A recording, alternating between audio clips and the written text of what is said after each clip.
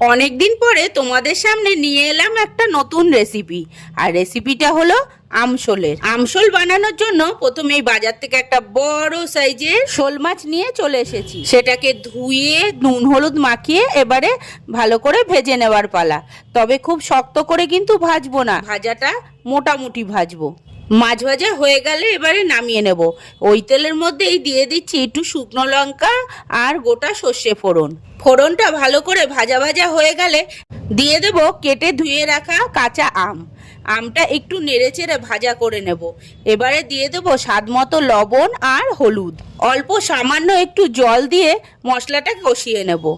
মশলাটা দেখো সুন্দর কষে গেছে। এইবারে দিয়ে দেব প্রয়োজন মতো জল। যে যতটা ঝোল খেতে পছন্দ করে ঠিক ততটাই। মাছের ঝোলটা বেশ টকবগিয়ে ফুটে উঠেছে। এবারে দিয়ে দিচ্ছি মাছগুলো। মাছ দিয়ে বেশ মিনিট পাঁচেক ফুটিয়ে নেওয়ার পরে দিয়ে দিচ্ছি একটু স্বাদ মতো চিনি। মিষ্টি একটু না দিলে কিন্তু খাওয়া যাবে না, খুব টক আমগুলো।